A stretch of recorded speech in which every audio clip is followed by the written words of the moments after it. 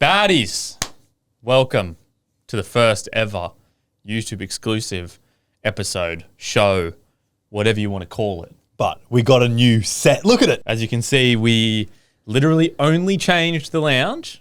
We're now on a lounge that we're both on. But this episode is going to be everything about how to become a podcaster. Yeah, we thought, okay, not going to lie. The reason we're doing this is because we saw someone selling an online course about podcasting. They said they mastered podcasting and stuff, and we don't really want to name names. We don't feel like having beef with anyone, and we don't want beef with anyone, but we think that you shouldn't have to pay to learn how to podcast. So Should be free information / we don't think we have all the answers. This is just what we've learned. We've been doing podcasting for 3 years now, and we've just picked things up along the way. We've had multiple setups, tried multiple different things, failed a lot of things, and this is just what worked for us. So hopefully there's a few good takeaways for everyone watching. So what we did was did an Instagram question. Yeah.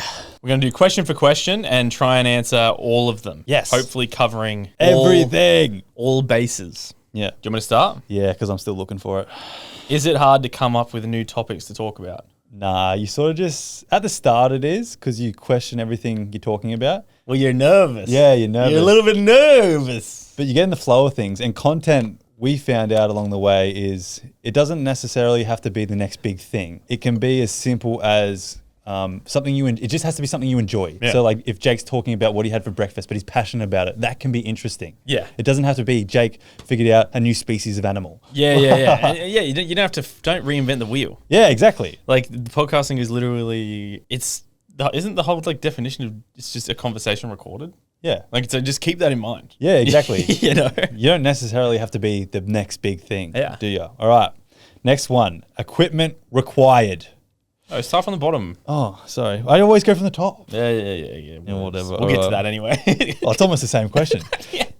Does it actually cost about $250K to set up? No, not at all. Nah, we've got a little tier list I think we made just in preparation for this question. Yes, exactly. So the tier list is, you can obviously, podcast equipment is like a car. You can get a car for $5,000, you can get a car for $100,000. You can do whatever you want, but this is what we think will work for different price points. Yeah. So bottom of the tier list, we're going to call this beginner and sounds good. And we want to preface, this is like microphones sounding like pretty much as good as this. Yeah, so at the start of our podcast journey, Jake and I tried to just go to like JB Hi-Fi and buy, I think they were like $60 mics, plug it into your computer, and you just have problem after problem. It was going through one ear, then the other ear, and then it's one voice was higher than the other. It was annoying, like when we did it, it was like my voice was in your right ear and Audie's voice was in your left ear, and we thought, I remember that time we did it, we were like, should we just like, it doesn't sound that bad. And then we were like, nah. So we did fuck up a bit, but so these tiers have the assumption that you own a computer and a phone. Okay, cool. Whichever one has. This bad boy, like a lot of people think you need expensive cameras. Yeah. You can start with this. Mate, we started with, I had an iPhone 11. Yeah. That's what we started with. I remember our first clip that went viral. Recorded on phones. Recorded on a phone. Yeah, bro. Mate, if you have an iPhone 16, you're cheering.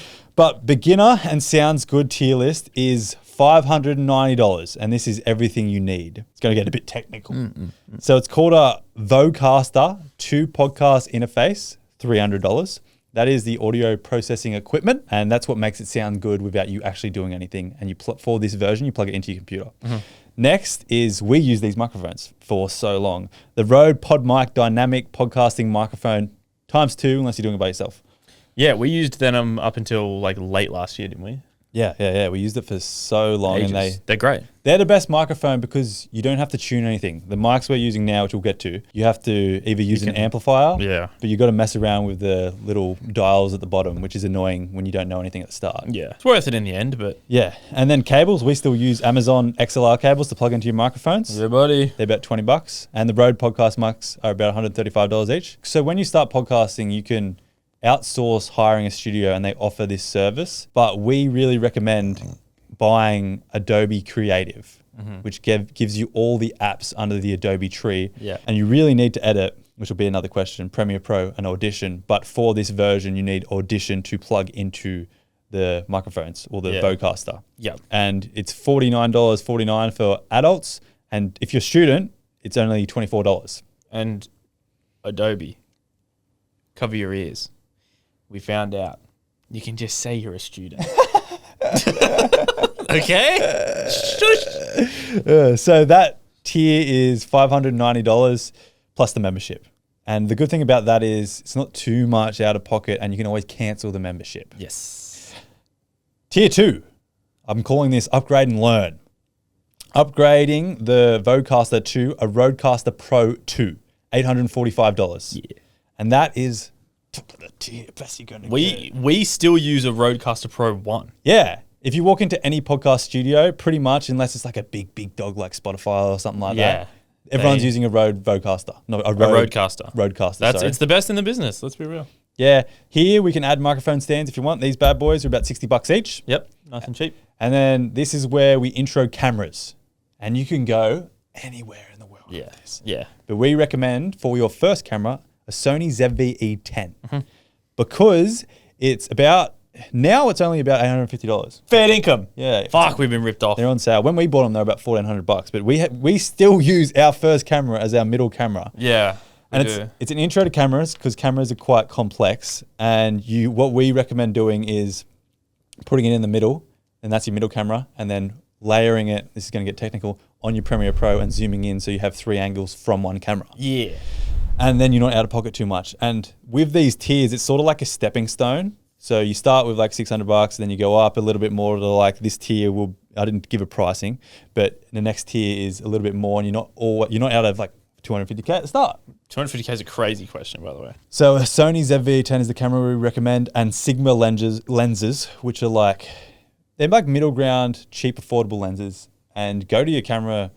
We like John Ralph's Camera House. Anyone who works there is great. Yeah. And go talk to them about the spacing, and they'll recommend a lens that actually, we don't know that much about lenses. Yeah. And if you're in Australia, camera houses are everywhere. Ours is called John Ralph's. Yeah. And then there's other ones that are called like Pete Barr's Camera House. I don't know, some random name. Yeah.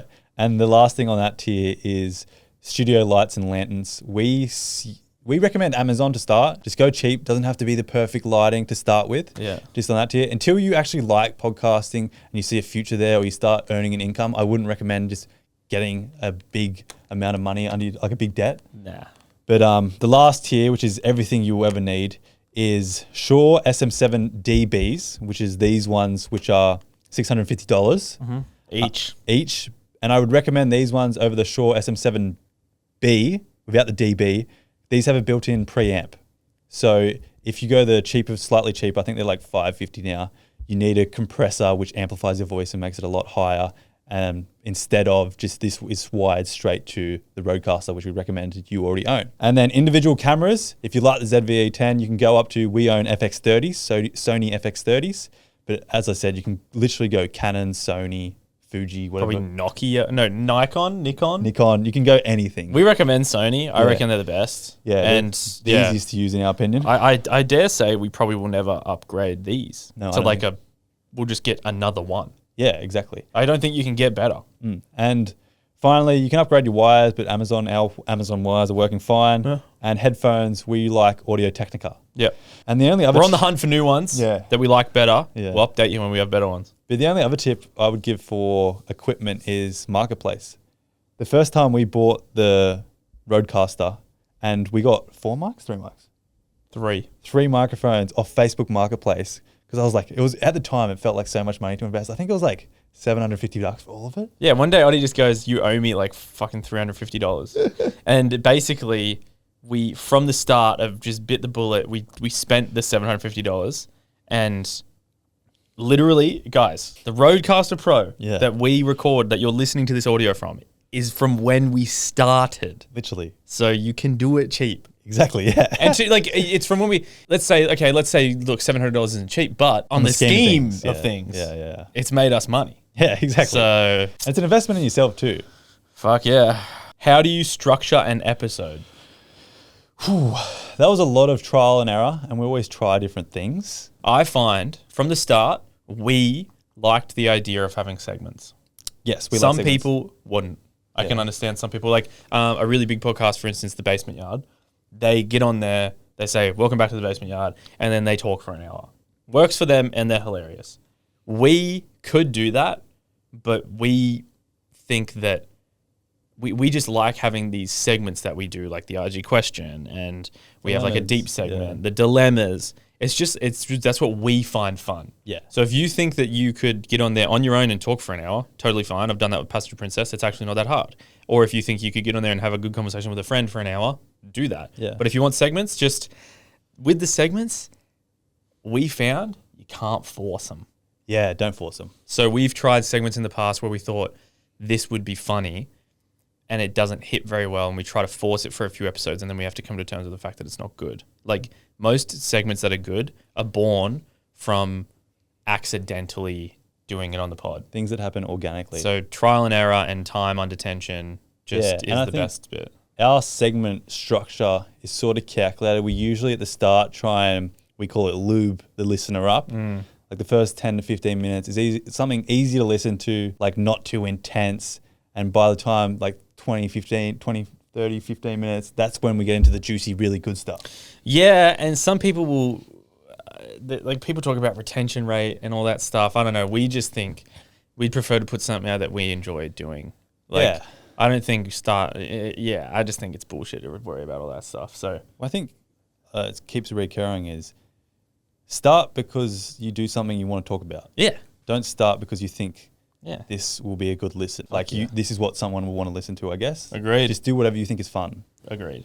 Next question. What's the best way to start and actually have people engage? Okay, we've said to start. We've already said that. Oh, the best way to start is the scariest part of it is to start. I think you got to accept too that no one's going to listen for a long time. Yeah, no one will listen for ages. Yeah. Sorry to be rude. That's why you got to do it and enjoy it and fall in love with the process. And I think if you do everything yourself, that makes you love it because you learned all these skills. Yeah. Whereas if you hand things off and then you just go and talk and then no one listens to it, you're like, oh, fuck, I'm paying this money and no one's listening to it. But if you invest in yourself, you're like, oh, this is fun. Yeah, exactly. No, I agree. Yeah. And so what do you not think about? I can't. What people think. I wouldn't be able to tell you off the top of my head. Like, there's probably still things that we're going to run into where we thought, oh, fuck, didn't think of that. You just have to, like, take it as it comes. Yeah, exactly. Yeah. What made you guys overcome the fear of getting started? Having the two of us. Yeah, 100%. That's a cheat code. Yeah. We talked about it and then got the gear. And then Oddie texted me one day and said, like, we're doing it tomorrow after the gym. And so you almost feel like you like have like a obligation. Fuck, I sound like a beast. Yeah. Because like I won't lie, like I wouldn't have had the initiative to go. Like I was scared. It's so scary. And that first episode when everyone can listen to like your thoughts and who you actually are as a person is scary. It's terrifying. And that's why I think be true to who you actually are. Don't put on a facade because then people see right through that. Yeah. So just be yourself. How do you get your name out there? What stuff gets the best engagement? The best thing for that is social media. Yeah, so we think of it as a funnel. TikTok's at the top. Yep. And TikTok gets the most views on any platform. So post on there every single day.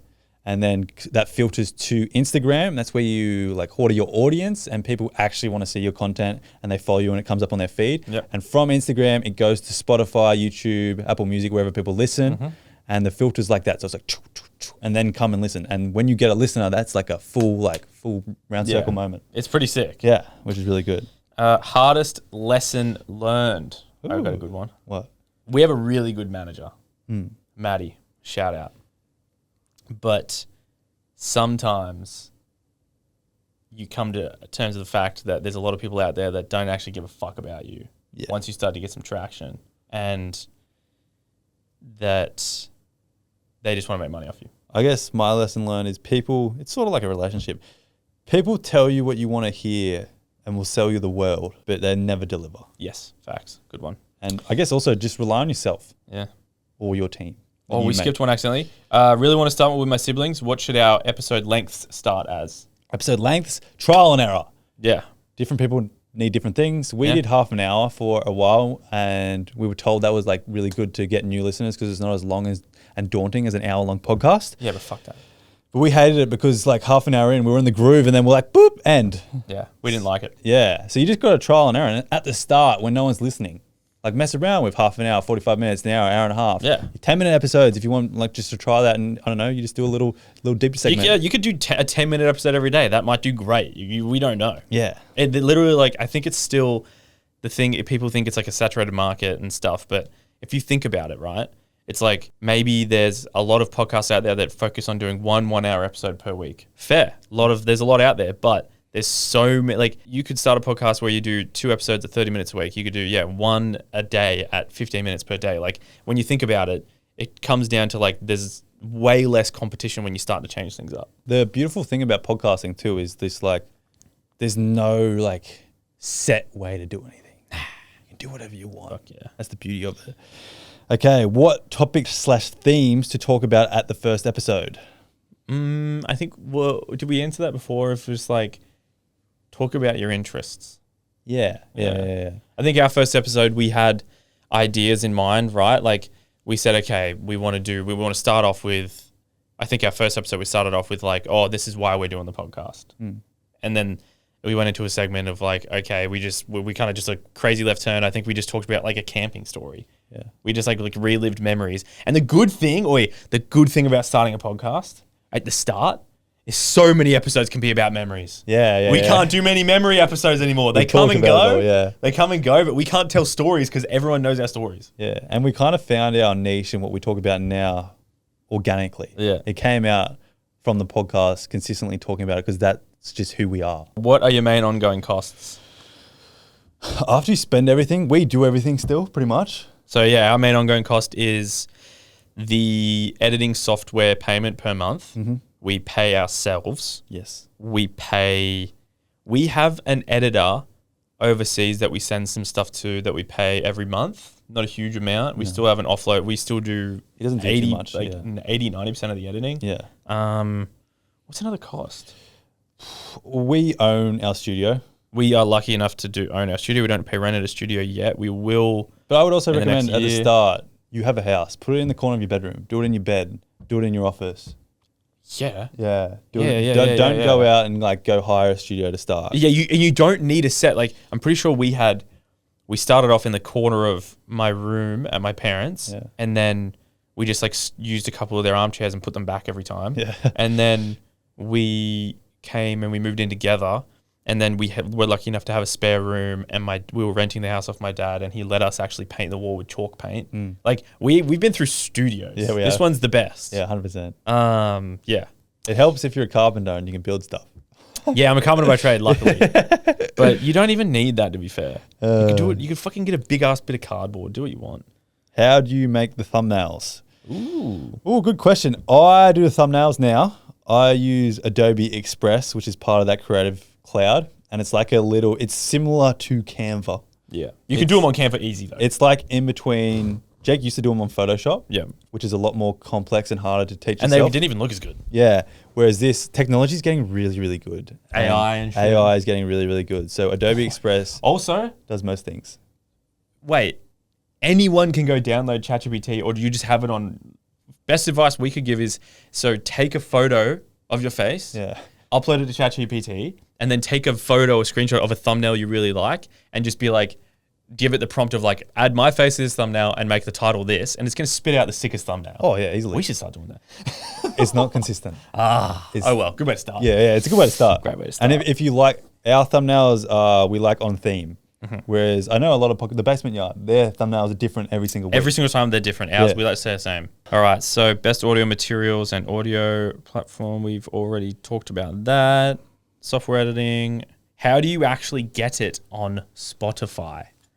So we are old enough to know it as Anchor. Yeah, it before. used to be called Anchor, but Spotify bought it. Yeah, Spotify bought Anchor. It's pretty simple. You just make a Spotify for Creators account. We've always done it through Spotify, and I actually really like it. All you have to do is they now take video. So make an account, you link it to either your Google or your Facebook, and it can link to your actual Spotify account. Yeah, too. it's like they kind of make you do that now. Yeah. Yeah. And it's pretty simple. It's like uploading a YouTube video. You literally just click on the top left corner, upload, and then you fill in the title, description, explicit content. It gives you the tutorial. Oh, it's really, it's simple. So simple. Like they've made it. I remember when we started, it was a lot harder because it was just audio and you had to like, I don't know, you had to like mix something. Such a mission. They made it so much easier. Like it's really good. And now. then there's other things. You can use Megaphone, which also will let you upload video. You can use Acast. That won't let you upload video, but you can use Acast. And those are the main ones I know. Okay, your turn. How does it make mullah? Time. Yeah, time. You can't go into it with that mindset. We also don't make enough money purely from the podcast to live. We make money from social media. Yeah. Yeah, like this year is the first year we started making some money from the podcast. Yeah, like decent money. Yeah. So it takes a lot of time. And Spotify's new thing, they now monetize from video, but also they take a percentage of the listener who has a Spotify premium membership, and we, as hosts, get some of that premium membership. Yeah. So the monetization is a lot more per 1,000 views. So you get money per 1,000 views. Yeah. Yeah, I guess we could. So basically, yeah, that's how it works. So it's called an RPM. So let's say you get 20,000 listens. Per 1,000 listens, you get, it's like it could be, I'm pretty sure the average across the board now, it used to be like $8 per 1,000 listens. Yeah. It's But not now, I think it's about 30. No, it's not that much. It's not that much. I can tell you exactly, I think. I don't know if it's on the phone app. I'm pretty sure we get like 18 or 19. $18 per 1,000 listens. Yeah. And YouTube is very similar. Yeah. Okay, let's go with tips if you're doing it with someone long distance. Oh, that would be hard. Riverside. It's the only thing I can think of. I personally don't like when podcasts, even the two main hosts, one's in a different place, and you can just tell I don't listen to them. the laughs are delayed. It's not as funny. The connection's not there. I personally don't like listening to them. So even if we always pre-record when we're in different places. If we're gonna be in different places, we will pre-record. That's what we do. Yeah, but But the best thing I will say is so Riverside is a full-on thing. Look it up. It's like Riverside Podcasting, and it's for that. yeah, exactly. And then the only podcast I know of that does a good job of it that I don't hear it is Hamish and Andy. Yeah, One of them's in Melbourne and one of them. I didn't even know till we found out from a Top Dog. Yeah, we had no idea. These are a lot of the same questions. Here's a good one, but how do you keep balance between your own life and work life when you own your own, maybe business, I guess? Well, that's a good thing. How do you balance what you talk about on the podcast with your personal life? Super personal stuff we don't bring up. No, and I guess it's just like what you do in real life, be proud of. Yeah. Like, I don't know. I guess just everything I do in life, I feel I'm happy to talk about. Like, I don't do anything like, I don't know. I'm more than happy to, I'm more than happy to talk. Bad. And if you make a mistake, talk about it and be like, admit that I did something wrong. True, yeah. I feel as though, like, when it comes to balance between your own life and work life, like, we work probably less hours than the average person doing a 9 to 5, right? But we still do a fair bit. But, like, Oddie and I only record, like, we only hang out for 2 days a week. So the rest of the week, we are at home and we are doing it. It's like, there isn't really much need for balance, I think. We're super lucky. Yeah. It is hard Just to learning switch off. Switch off is, yeah. Yeah, we learned that. It's hard to switch off when you start generating an audience and generating an income, and you're like, you kind of get scared, like, oh, what if everyone stops listening? Or and you sort of just like need to continually think, what's the next thing? What's the next thing? And sort of like just accepting you've done the work already. Yeah. And that's how you switch off. But you'll find that along the way, I guess. How did you get started and how did you build an established audience? I think we answered that question with like social media, the funnel. What is the average cost of producing 1 to 5 episodes? For us, as we said, when you buy all the stuff and you learn, and I guess it kind of comes down to just the monthly payment of the editing software. Which is like barely anything. It's like having Netflix. But if you go hire a studio, we've hired a couple for guest episodes. Insanely expensive. So expensive. And if you are starting from nothing and you hire a studio, I think it's almost impossible to get a return. Yeah, no, I'd agree. I think it's impossible. Because of how long it takes. Yeah, exactly. You will be 250K in the hole. Yeah, literally. Yeah. That's why it's better to teach. It's also teaching yourself these skills. When you walk into a nice, like, polished studio that you can hire, you still know how everything works. Yeah, we're lucky enough to walk into a studio and know how it all works. Like, and you can talk to the producers about it. And I think that's a skill in itself that makes our podcast better, because we understand what's going on behind the scenes. Like, it would be all good and well to be like mad famous and just come down and sit and talk for an hour and then walk away and it's fully produced. Yeah, we hectic. But I think there's just get like 500,000 listens per episode. Yeah. in knowing your art form, I guess. Yeah. And like also because I edit the long form, we haven't said that, and Jake edits the clips. So we split it up. It's also another reason it's good to have two people. We split up the workload. But we both do it. When we're talking, Jake and I, we can see the clips. we can see what we should say that will be after watching ourselves for I don't know how many hours we've listened and watched ourselves Oh, for. God. Probably hundreds. You're going to hundreds of thousands. You're going to hate listening to yourself at the start and then you just learn to get But you can see the it. clip forming as it's happening in real time, and you kind of understand what to say next to make it more engaging for a listener. Yeah. Yeah. No, facts. Do you get nervous that you'll trip up your words or say something stupid and have to re-record? No. Oddie just mumbles sometimes and hates it. Yeah. Sometimes I hear myself talk back and then I'm like, Oddie, why the fuck did you say that? You just deal with it. Everyone does it. I'm glad our name's relatables too, because everyone mumbles. Everybody says things wrong, and it's like, Here's that's another just being one. a human. Do you retake recordings if you guys stutter, say something wrong, etc.? I bet editing takes forever. It's not that bad. The only thing I like proper stuff up and restart is when I read something. Yeah. So the dilemmas you guys listen to, whenever I'm reading them, I'm usually pretty sweet. Oh, yeah. Whenever Oddie reads them, he sounds sweet, but there's like 7 times out of 10 he's restarted at least. 7? I reckon. Man, I've had a good run recently. Today you were fucked, actually. Yeah. Today you were fucked. Yeah. Okay. How many hours a week do you spend filming, then editing, and maybe preparing? Okay, so right now we do Spotify, Patreon, Book Club, which is about 3 hours of episodes. We record 2 days a week, Tuesday, Wednesday. In the studio, we're obviously only recording for 3 hours. But the setup and everything about it, it is 2 days of like prepping, getting everything ready. You got to stop, give yourself a break. Base Tuesday and Wednesday, they're both fully, I guess, written off for recording. Yeah. Because like, you have to lead up and you have to come in, you have to like get all the cameras set up, get everything set up, turn the light, like just set everything up. We have to print stuff off of stuff we're going to talk about, like dilemmas or IG questions. And then when you're done, you have to like get all the footage and all that and put it onto 2 separate hard drives because we both need it, because I live in Sydney and Oddie lives an hour and a half north where the studio is on the Central Coast. And in, I guess, my week, I got to drive here, and then I'm lucky enough that I can stay here. And then editing, I would say I reckon I edit for 10 hours. Is that it now? Last week I edited for more, Yeah. but I think it was because it was slightly more intricate. Okay, fair. I reckon I can have, it's like a good week and I'm not hunting for clips. Fair. I reckon it's 10 hours. I guess average it out. Yeah. Say 13. If I do all the 3 episodes, like the full length versions you guys listen to, a good episode takes me about 4-5 hours. Bad one can take me about 7 or 8.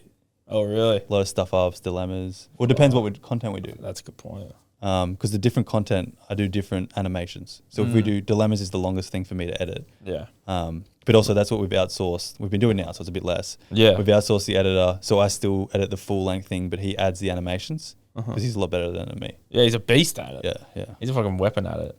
Yeah, so I reckon about 10 to 13 hours. So there's for about me. 25, 30 hours of editing if you're by yourself. Fuck yeah, if you're by yourself, you wouldn't be able to do it all by yourself. Especially with the standard we hold ourselves to at least. Yeah, exactly. How long did it take before you started gaining significant number of followers? Oh, a long time. A year and a half, I think, we went without getting any sort of attraction. Yeah. And then... A few viral videos on TikTok help you out a bit.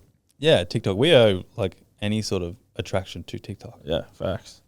Love the pod. What's the process like for an episode? Do you prepare a script or just chat? We voice note throughout the week. Yep. And then we have a shared notes on your phone, and we just write stuff in there, and then we talk about it, and then like the day before we'll finalize everything and then prep our dilemmas and like the IG question. But yeah, it's just slowly throughout the week, because you don't know when the idea is going to come to you. Like I might have a shower and then be like, oh, hey, Jake, I had the best idea. Yeah. And he'd be like, oh, that shit. Yeah. How do you find reliable co-hosts that you vibe with so well? You just start it with your best friend. I have no answer for that. Don't start it with someone random. Well, I think what they're saying is, well, co-host, I guess not. Maybe co-host is the person that you'll be doing it with. Yeah. Don't do it with someone random. The guesting podcasting is a whole other ball game too, because finding good people and good audiences is hard. How to increase the number of listeners? Good question. Don't actually have a great answer for that, apart from you just got to do it. Yeah. I don't have a great answer for that. I don't think anyone does. Everyone in the industry is trying to get more listens. Yeah. So it's just like you'll figure it out yourself. You don't know what is going to convert someone from a TikTok clip to your hour-long episode. Yeah. It's just being yourself and hopefully finding people that are similar to you. Yeah. Do you guys not talk during the week so that you have more to talk about on the podcast? When we lived together, it used to be a lot like, I can't talk to you. Yeah. We used to purposely not talk to each other. But now, not really, because he lives in Sydney now. It's pretty easy. Yeah, we just like have stuff to talk about. Yeah, it's like us catching up anyway on the podcast, which is actually works out really good. Mm-hmm. How to create the video matching the podcast and audio and easily cut social snippets. We would probably have to I would recommend like if you decide to use Premiere Pro, you have to, you're lucky enough to have the audio and the video there, and then you can synchronize them. This is like, it does it for you. But if you don't have that and you're using it, if you've gone with a different one, like you've chosen iMovie or something like that, you can edit with iMovie, or even, I guess, different ones like CapCut maybe even. Yeah. You gotta be looking at the camera and clap into your microphone 3 times, and it's gonna pick up like 3 little spikes in the audio wave, and the camera's gonna pick up those 3 little audio spikes as well, and you have to line them up by eye, and it works well. It works just as good. I guess also with editing, YouTube is your best friend. Yeah. It's free. Yeah. And I can tell you absolutely everything. Just type in how to synchronize audio on iMovie on Premiere Pro. Yeah. And that's how we learned literally everything. Yeah. Yeah. Alrighty, we're coming in we've answered a lot of questions. They're coming in to just get repetitive, so we're going through them quick now, which is good. How did you guys get comfortable with podcasting? I think just time under tension and having each other. Yeah. At the start, I remember being nervous. We were nervous as for the first, I reckon, 3 episodes. I was nervous, and it's settled. You just get rid of it. Yeah. I always have moments where I doubt myself still too. Same, yeah. But I think you get that with everything. Yeah, fucking oath. How to balance a full-time job and create topics and content. Been there. A good question. Been there. Not gonna lie, sometimes very last minute. Yeah, I remember at the start, Jake was working full-time managing a bar, and I wasn't working like full-time. I did garden maintenance for my dad, so I was like flexible. And But you had uni. yeah, I was still doing uni. I suppose it was full-time time-wise, but you really rely on each other, and someone has to pull up the slack when the other one's busy. I remember a couple of times Jake like got called into work, and I had to like last minute call one of our friends to do an episode. And it's sort of just making a commitment to yourself. If you say to yourself, I'm going to put an episode out every single Monday, write it on your mirror or write it on your desk or something like that, and look at it, and then actually do it. Yeah. Like accountability. Like you're the only one who's going to hold yourself accountable. We definitely, I say doing it, if doing it together is the only reason we are where we are. Yeah. Because we felt as though we needed, like I owed it to Oddie to show up for an episode, and he owed it to me to show up for an episode. Yeah. And I guess otherwise... God, and I think we just enjoyed it. You got to love it. I was going to say, you got to love it. Like talk about the stuff you love to talk about. Yeah. And then you'll be like looking forward to, it's sort of like an outlet. It's like art. It's an outlet in a way. Like you're talking about your life and everything you find interesting, and it just feels good after. You're like, oh, yeah. It's just refreshing. Facts. Fall in love with the process. That's why I think learning to do everything is the best way to do it, because you fall in love with podcasting. Yeah. And you look forward to it each week. It doesn't become a chore. Yeah. Like they sort of coincide together and add together, and you're like, oh yes, it's my outlet after Yeah, work. like don't think this is going to be your job straight away. Yeah, no. Or else you're going to think of it as a job and you're going to hate it. Yeah, exactly. Like just think of it as a full-on just fun hobby. I think that's why it worked for us too, because we came in here and there was no pressure. It wasn't like, oh, I hope we can pay our rent this week from the podcast. It was like, I just want to talk some shit to Jake. And I don't think up until we started getting some listeners, that's when we thought about how do we get more. I don't think we even thought about how to get listeners the first year. It was just fun. There was just none of them. So we were like, oh, well, we're doing what we can. I think we had 300 listeners for about a year and a half. Yeah, a year and a half. Well, to be fair, it's like 6 months. For 6 months, we had none. And then we got about 300. We were like, fuck yeah. Shout out to Simone. Yep. And what was his name from New Zealand? Fuck. You know who I'm talking about. Damn it. I follow him. So do I. He rides horses. His name Matt? Nah, we had 2 listeners who would always message us when we had 300 listeners, and it made us feel so special. Nah, I'm finding him. I follow him. And me and Jake would always be like, do you remember what Simone said? Yeah, no, straight up. And that's the reason you do it. 100%. Yeah, there was 3 people that would message us. No, I don't follow many people, so I'm going to find it so easy. He was a legend. He always messages. Damn it, I love him. I'm pretty sure we called him on our podcast once. Yeah. He was in a confession session. But that's the reason you do it is like, even though we had 300 listeners, we weren't earning a dime. You made a connection to the audience. His name's Nick. Nick, that's it. Nick the legend. Sorry, Nick. Sorry, Nick. It's funny because like his name, it doesn't pop up on my Instagram much. I don't think he's posting too much. Fair. But okay, last question. Yep. Okay, what do you wish you knew at the start of your podcast journey? My opinion, I wish I wish I had the same bit of delusion I had then. Like, Yeah. I don't think you need to know any information. I'm glad I knew nothing. Yeah. And be delusional. Yeah. That's what I think. Be delusional in yourself. I think that was what was beautiful about what we did is we didn't realize what we were signing up for. Yeah. Nah. We kind of just did it, and every single week or every single month, there was like, oh, there's one more thing you can do. Yeah. Oh, you could do this. There's episode length. There's more equipment you can buy. And it was never overwhelming Nah. because we were sort of just oblivious to everything, which was beautiful in a way. But yeah, I'm glad we started. That's for sure. Same. And I guess a lot of people say podcasting is saturated. That's completely wrong. Wrong. We went to some podcast seminar. I can't remember. I think like ABC or someone like that hosted it. And podcasting, the amount of listeners to host is unbelievable how low it is. There's a lot of listeners to go around. Yeah, I think there's just like that mad stigma that, oh, let's start a podcast, bro, Yeah. or anyone like that. So the best time to start is yesterday, and the next best time to start is today. 100%. But hope that helped. If we didn't cover everything, comment below and we'll do it again. We tried to get through as much as possible, as quickly as possible in an informative fashion. Like of all the questions there, we answered like every one that was like different, if that makes sense. Yeah. There was like there was a lot more questions in there, but a lot of them were just the exact same as ones he'd answered. So Yeah. we answered everything we could. Yeah, hope that helped and have fun podcasting. Oh yeah, we should have said this at the start. Maybe you can add this in. I don't know if we said this. This is just what we've learned. Yeah, like we're 3 years in, and like 10 years from now, I don't feel as though I'm gonna feel like I've mastered it. No. Yeah, this is just what we have learned. Yeah. So take it with a grain of salt. Yeah. And And don't pay for a course on podcasting. no. Figure it out yourself and have fun. I want to keep saying that. Have fun and enjoy the process. Podcasting is fun. It's fun.